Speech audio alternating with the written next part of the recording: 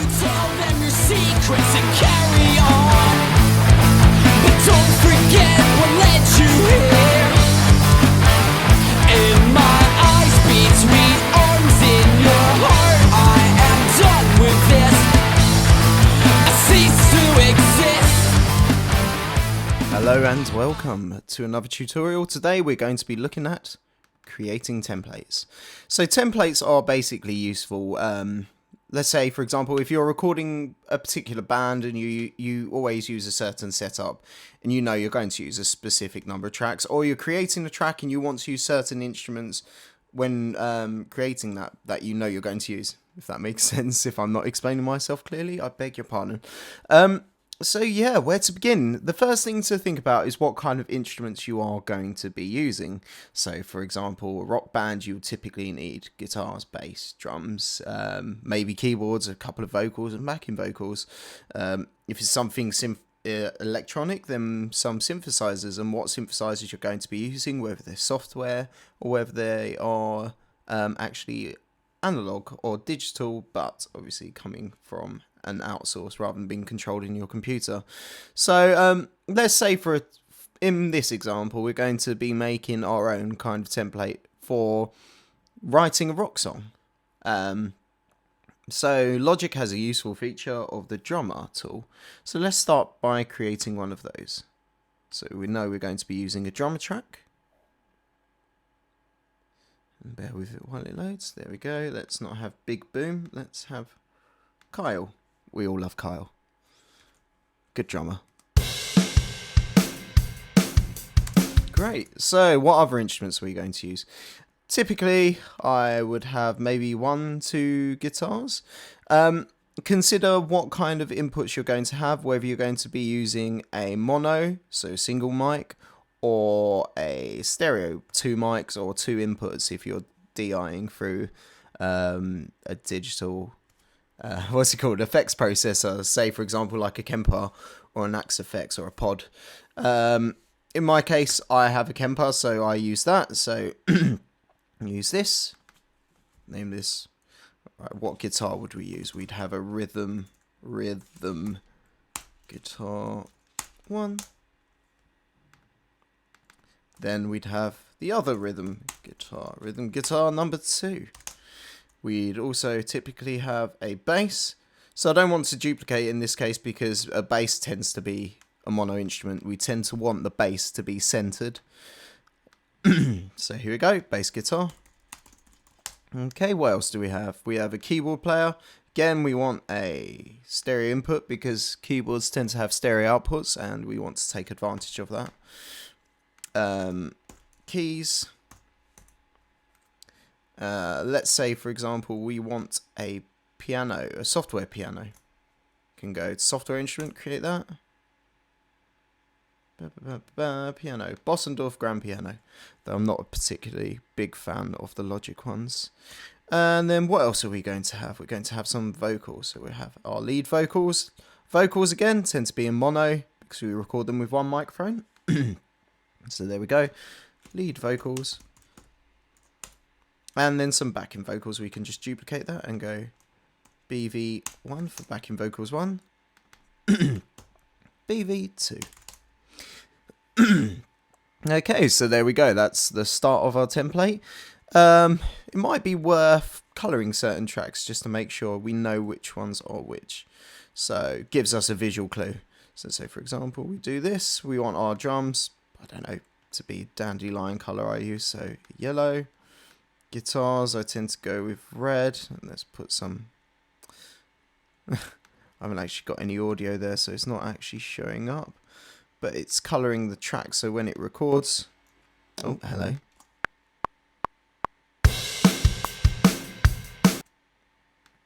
No, I'll mute it. You can see there, it would be in red.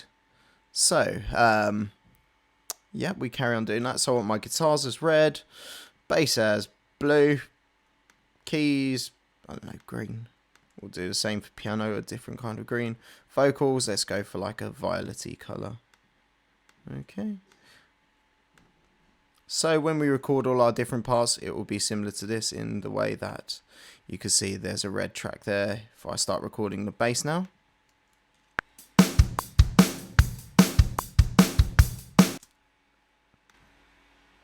There we go, some blue.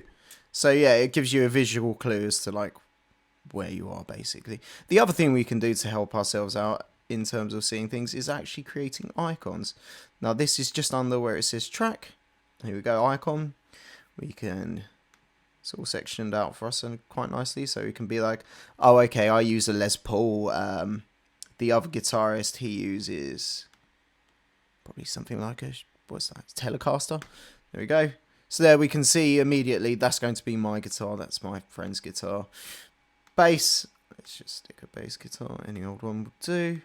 Keys, what kind of keys are we using? Let's say it's a synth. Keyboards, there we go. Lovely, cool looking keyboard. Piano is already there. Vocals, lead vocal. I'm being really stupid, aren't I? Oh, other, it would be under. So if it's a male or female, there we go, there's a good pointer. This particular band, we've got a male singer and a backing vocals. Got a female one. I'm sure there used to be a group one. There we go. There we go, backing vocals as a group. So we got male singer, lead, female backing vocalist, group backing vocalist. So already there, we've got lots of visual clues. The other thing we might want to do is consider what kind of, well, not even that, not what kind of effects we'd have. We'd actually probably like to create a little channel strip that we can just use to edit quickly. So typically we'd need an EQ, sorry, not an EQ. So if we just double click on that bit there, that will bring us up an EQ. Alternatively, we can go through this method. Make one there. Probably a compressor. It's always good. Yep. And then finally a limiter. Okay, and that's a good starting place to have your effects. If I switch those all off and deactivate them, I can switch them on as and when I need them.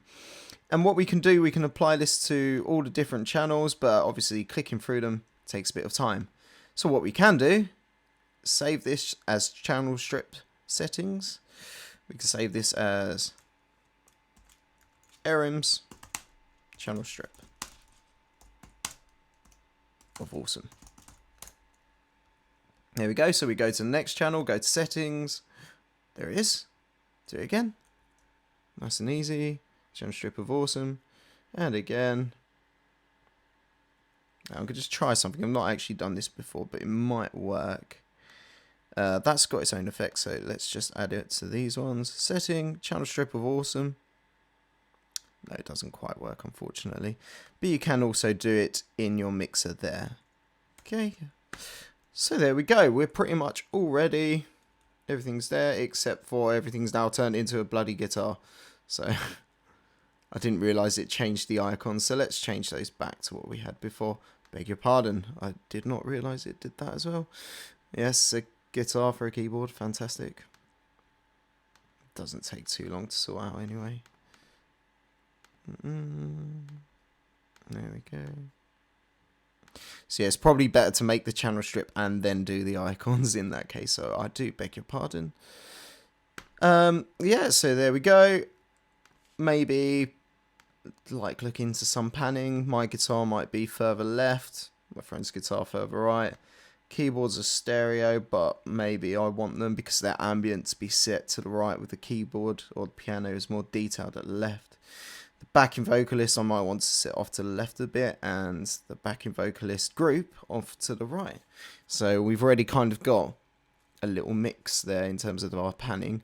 So it should help us kind of hear the differences in different things. So once that's all done, what else would we need? Now already, because Logic automatically adds some stuff, you already get some effects there. So it might be worth, you know, let's say putting this to a reverb. Let's make our own. So I'm going to use bus 10. That's a bus that's blank. And I want just a generic reverb sound. So we go to reverb, platinum verb. Okay, there we go. And we can apply that to different ones. Set that to all of them. So you've all got the same reverb, have the same kind of sound. See if we can do it this way. If it does work, I'll be very happy. Oh, it works for you. Fantastic. So we've got all the same reverbs there. Might even be worth having a delay as well. So let's make a delay. Stereo or tape? Stereo delay. Be fun. Let's just get a setting. And once again, click, drag. I'm purposely not putting in the drums for the delay. I will put them in for the reverb though. But drums with delay is a very odd thing, and I don't think a rock song writing it was really going to require it. Not at this stage anyway, not for the writing. So there we go. That's all got delays, all got reverbs on it. Let's just take that all down. So that's great. Switch these off as well, just in case. Okay, trying to think what else I can do before we can save this. So, we might also want to create some buses. We've already done our aux ends. So, for guitars, we might want to join these together, go into the same output so we can control the level together. So, we put these to bus 12. Drums, we might just want to have its own bus. Bus 13. Bass by itself, bus 14. Okay, the keyboards. Let's go to another bus. I want these together so I can control them together. And the vocals as well. Let's bus these together. So there we go. They've all got their own individual outputs. So let's quickly just play what I've got here. So you can see the only track with anything on is the drums. So we can tell that is drum bus. So we can name this.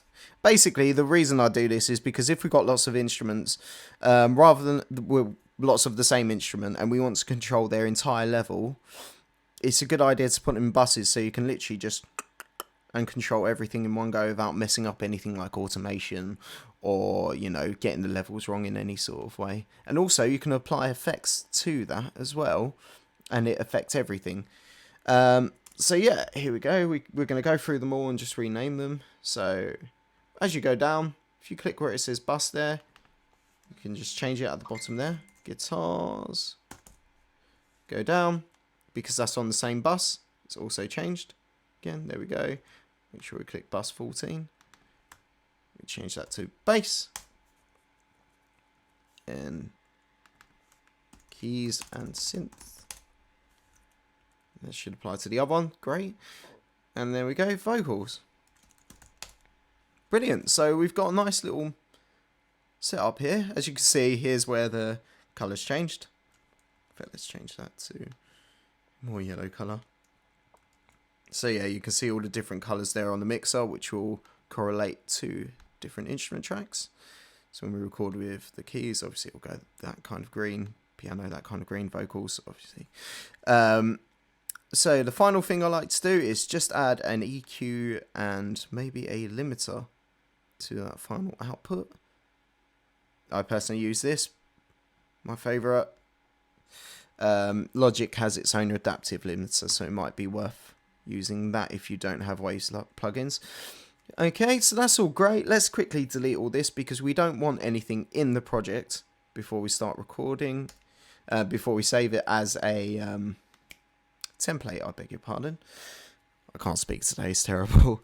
Yeah, so there we go. And all we have to do to save that as a template is go to File, Save as Template. Let's call it Rock Songwriter. Okay. Alright, so let's quit out of Logic. Let's not save that. Okay. Wait for it to all shut down.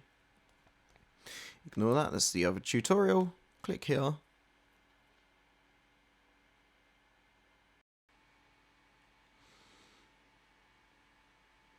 Okay, after that crash, it began working again. So we open up Logic, go to File, New from Template,